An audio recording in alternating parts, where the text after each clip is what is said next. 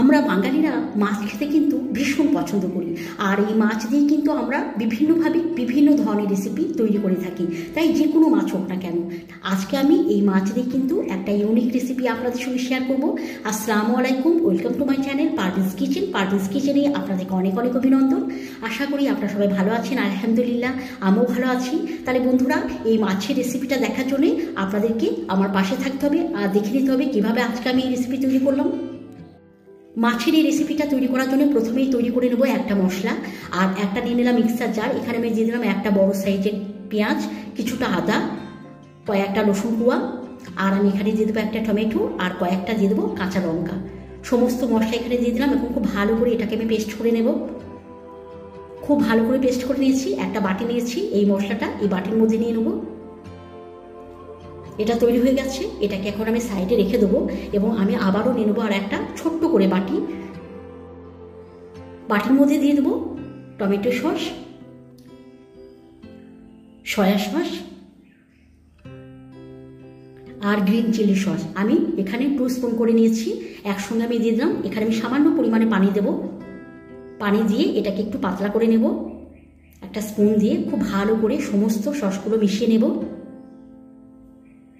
খুব ভালো করে মেশানো হয়ে গেছে, এটাকে আমি সাইডে রেখে দেবো। আর আমি এখন নিয়ে নেবো মাছ। এটা কিন্তু কাতলা মাছ, আপনারা যে কোনো মাছই কিন্তু এখানে ব্যবহার করতে পারেন। মাছগুলো কিভাবে কেটে নিয়েছি আপনারা হয়তো দেখলেই বুঝতে পারবেন। এখন আমি ম্যারিনেট করে নেবো, তার জন্য এখানে আমি একে একে সমস্ত মশলা দিয়ে দেবো।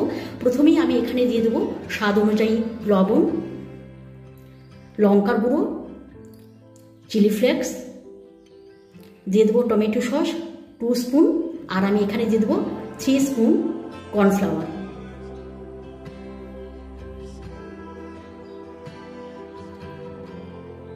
সমস্ত মশলা এখানে আমি দিয়ে দিয়েছি। এখন হাতের সাহায্যে খুব ভালো করে আমি ম্যারিনেট করে নেব।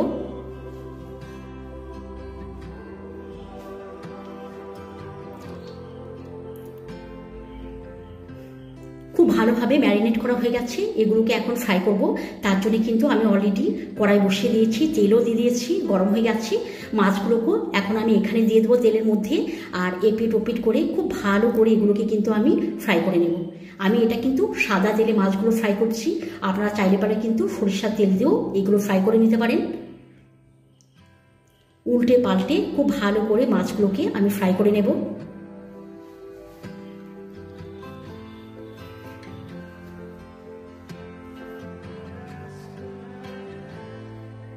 খুব ভালো করে আমি মাছগুলোকে কিন্তু ফ্রাই করে নিয়েছি। এখন আমি এই মাছগুলো তুলে নেব।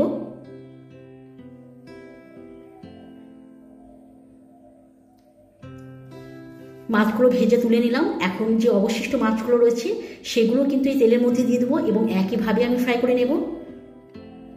সবগুলো ফ্রাই করা হয়ে গেছে, এখন আমি সব মাছগুলো তুলে নেব। ওই মাছের তেলেই কিন্তু আমি এই গ্রেভিটা তৈরি করব। কিছুটা তেল কিন্তু আমি কমিয়ে নিয়েছি। এখন ওই তেলের মধ্যে দিয়ে দিলাম যে মশলার পেস্টটা আমি তৈরি করে রেখেছিলাম, সেটা আমি এই তেলের মধ্যে দিয়ে দিলাম এবং এইভাবে নাড়াচাড়া করে আমি মশলাটাকে খুব ভালো করে কষিয়ে নেব। খুব ভালোভাবে যখন মশলাটা কষানো হয়ে যাবে তখন এখানে আমি একে একে সমস্ত মশলা দিয়ে দেবো। দেখুন মশলাটা খুব ভালো করে কষানো হয়ে গেছে। প্রথমেই দিয়ে দেবো স্বাদ অনুযায়ী লবণ, লঙ্কার গুঁড়ো, ধনের গুঁড়ো আর জিরের গুঁড়ো। এই মশলাগুলো আমি এখানে দিয়ে দিলাম। এখন সমস্ত মশলা আমি আবারও খুব ভালো করে কষিয়ে নেব। ততক্ষণ পর্যন্ত মশলাটা কষাবো যতক্ষণ না পর্যন্ত মশলা থেকে মশলার কাঁচা গন্ধ বেরিয়ে আসছে। এইভাবে কিন্তু নাড়িয়ে নাড়িয়ে আমি মশলাটা কষিয়ে নেব।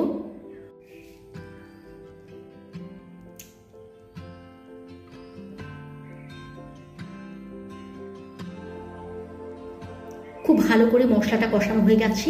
এখন যে মাছগুলো আমি ফ্রাই করে রেখেছিলাম সেগুলো এই মশলার মধ্যে দিয়ে দেবো, আর তারপরে আমি এখানে দিয়ে দেবো যে সসটা আমি তৈরি করে রেখেছিলাম সেটা আমি এখানে দিয়ে দিলাম। স্বাদটাকে বাড়াবার জন্য এখানে আমি দিয়ে দেবো চিনি।